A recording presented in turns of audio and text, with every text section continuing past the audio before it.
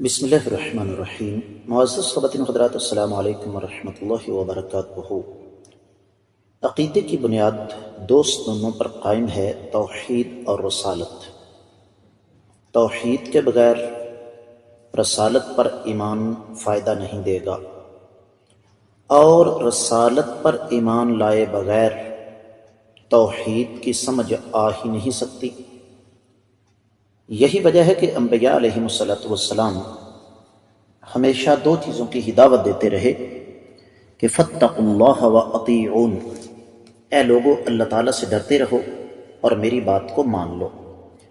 آج کی آیت مبارکہ اس حوالے سے انتہائی زیادہ اہمیت کی حامل ہے کہ رب کائنات نے اس آیت مبارکہ میں تنبیہ کی ہے ان لوگوں کو جو کائنات کے امام صلی اللہ علیہ وآلہ وسلم کی نبوت کو نہیں مانتے، جھٹلاتے ہیں۔ معمول کے مطابق سب سے پہلے آیت مبارکہ کی تلاوت کرتے ہیں۔ اللہ رب العزت ارشاد فرماتے ہیں، اللہ یصطفی من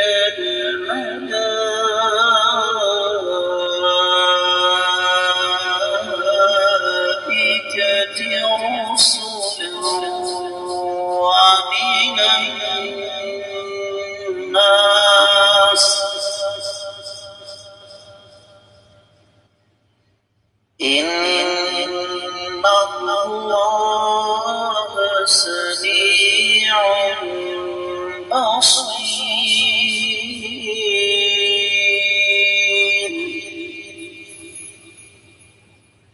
اللہ یصطفی من الملائکۃ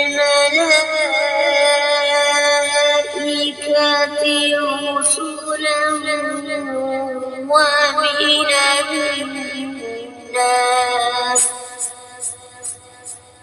ان اللہ سمیع بصیر۔ معزز خواتین و حضرات، رب کائنات کی پاکیزہ کتاب قرآن مجید پارہ ہے 17، سورہ مبارکہ کا نام ہے الحج، اور اس سورہ مبارکہ کی آیت مبارکہ ہے 75۔ اللہ ملک العلام رب الجلال والاکرام ارشاد فرماتے ہیں، اللہ رب العزت یصطفی انتخاب کرتے ہیں، من الملائکۃ فرشتوں میں سے، رسولا پیغام رساں، ومن الناس اور لوگوں میں سے بھی، ان اللہ بلا شبہ اللہ رب العزت سمیع سننے والے ہیں، بصیر دیکھنے والے ہیں۔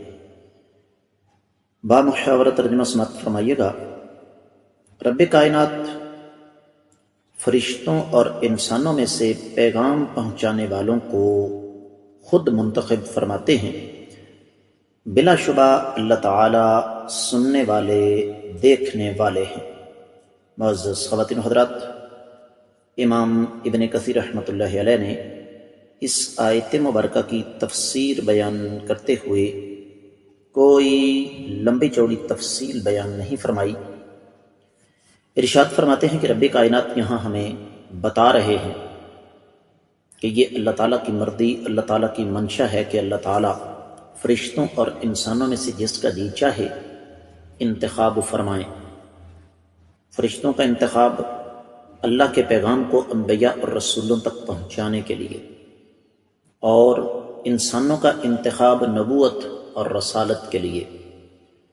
اور اللہ تعالیٰ سننے والے، جاننے والے ہیں، اپنے بندوں کے اقوال کو سنتے ہیں، ان کے حالات کو دیکھتے ہیں، اور اچھی طرح جانتے ہیں کہ ان میں سے کون نبوت اور رسالت کا حقدار ہے۔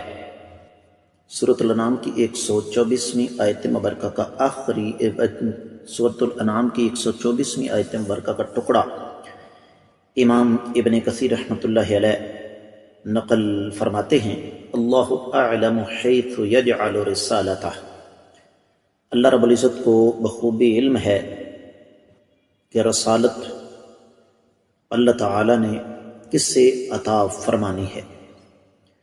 تفسیر ابن کثیر میں جو کچھ بیان ہوا وہ اتنا ہی۔ دیگر کتب تفاسیر کا جائزہ لیا جائے تو سب سے پہلے اہل علم نے ایک مناسبت ذکر فرمائی ہے، اور یہ مناسبت ذکر کرنے والے ائمہ کرام میں امام الرازی اور امام البقائی خاص طور پر قابل غور ہیں بلکہ قابل ذکر ہیں۔ یہ دونوں ہستیاں ارشاد فرماتی ہیں کہ جب رب کائنات نے تذکرہ کیا اپنی عبادت کا، جب اللہ ملک العلم رب ذو الجلال والاکرام نے تذکرہ فرمایا اپنے الہ ہونے کا، یعنی عقیدہ توحید کا، تو اس کے بعد رب کائنات نے پھر ذکر فرمایا ہے رسالت کا، جو کہ عقیدے کا دوسرا حصہ ہے۔ اور پھر جب اللہ رب العزت نے یہ بات سمجھا دی کہ ان ظالم کافروں کے پاس اپنے معبودان باطلہ کے لیے، اپنے معبودان باطلہ کو درست ثابت کرنے کے لیے کوئی دلیل نہیں ہے، اور پھر اپنی توحید کے دلائل ہمارے سامنے رکھے، فوری طور پر یہ سمجھا دیا کہ نبوتوں کی شکل میں، رسالتوں کی شکل میں رب کائنات نے اپنی توحید اور اپنی وحدانیت کے دلائل جو ہیں وہ نازل فرمائے۔ اس لیے فرمایا کہ اللہ یصطفی من الملائکۃ رسلا ومن الناس۔ اس حوالے سے امام ابن تیمیہ رحمۃ اللہ علیہ نے منہاج السنہ میں، اور امام ابن جریر طبری وغیرہ نے یہ لکھا ہے کہ یہ اللہ تعالیٰ کی مرضی ہے، اللہ تعالیٰ جسے چاہیں نبوت اور رسالت کے منتخب فرما لیں۔ یہ بھی اللہ تعالیٰ کی وحدانیت اور اللہ تعالیٰ کی توحید کا ایک ثبوت ہے کہ اللہ ملک العلم رب ذو الجلال والاکرام اس معاملے میں بھی کسی کے محتاج نہیں ہیں، کسی کے پابند نہیں ہیں۔ اللہ تعالیٰ کو کوئی بھی پابند نہیں کر سکتا، نہ اس معاملے میں نہ کسی اور معاملے میں۔ اور ساتھ یہ بھی فرما دیا کہ ان اللہ سمیع بصیر، اللہ تعالیٰ سننے والے اور دیکھنے والے ہیں۔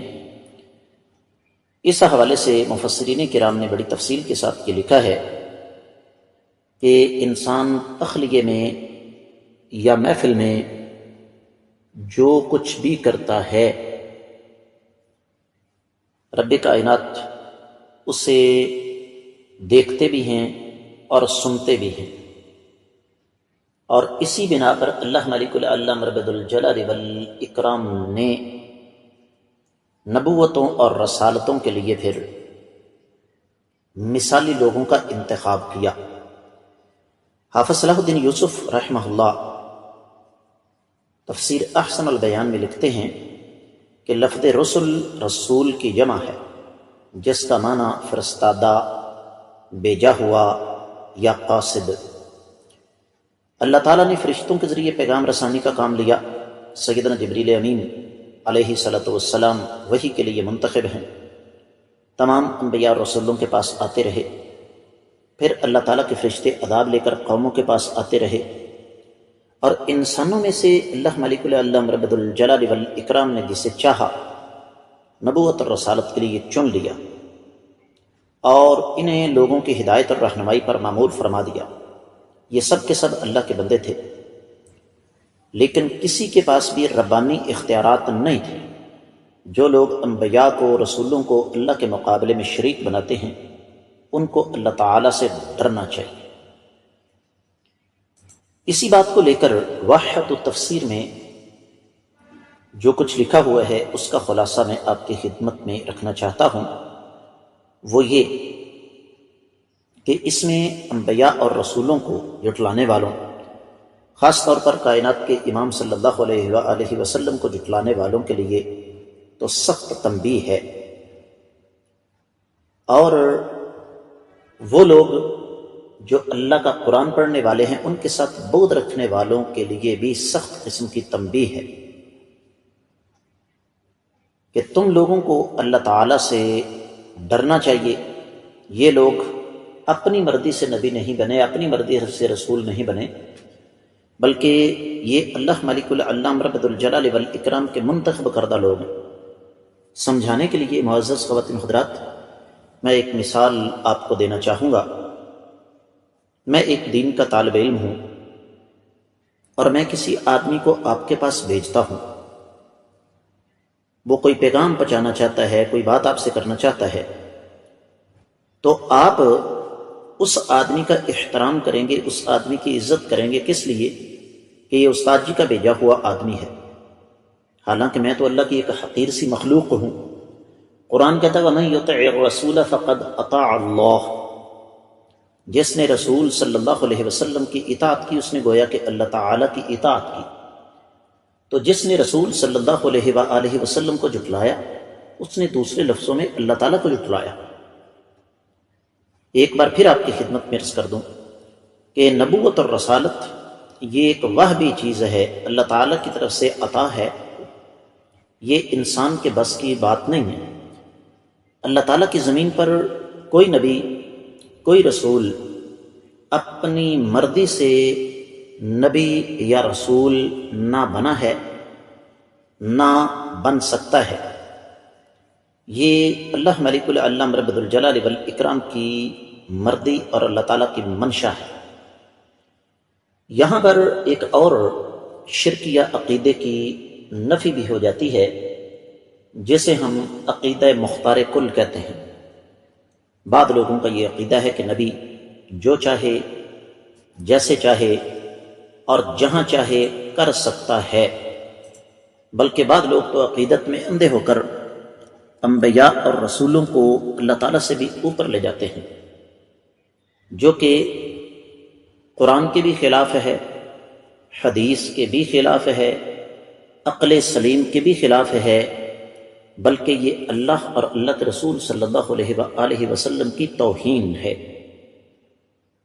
اس لیے کہ رب کائنات نے یہ اختیار کسی کو بھی نہیں دیا۔ دنیا میں آج تک کوئی ایسا امتحان نہیں ہے جس کو پاس کر کے یہ کہا جا سکے کہ انسان نبوت اور رسالت کے مقام پر فائز ہو سکتا ہے۔ اور یہیں سے ایک اور چیز بھی ہمارے سامنے آ جاتی ہے معزز خواتین حضرات، اور وہ یہ کہ جب نبوت ایک کسبی چیز نہیں تو پھر انبیاء علیہ السلام بھی اللہ تعالیٰ کے حکم کے پابند ہیں۔ انبیاء علیہ السلام اور اللہ کے جتنے بھی رسول گزرے ہیں وہ سارے کے سارے اللہ کے حکم کے بغیر کوئی قدم نہیں اٹھا سکتے تھے۔ تو ساتھ ہی فرما دیا کہ ان اللہ سمیع بصیر، رب کائنات کو اچھی طرح پتہ ہے کہ نبوت اور رسالت کے لیے کس کا انتخاب کرنا ہے، کس کی فطرت اس قابل ہے کہ اسے نبوت اور رسالت عطا کی جائے۔ اس کے ساتھ ہی اس آیت مبارکہ کی مختصر تفسیر مکمل ہوتی ہے۔ اللہ نے چاہا تو آنے والے سبق میں ہم اگلی آیت مبارکہ پڑھیں گے۔ السلام علیکم ورحمۃ اللہ وبرکاتہ۔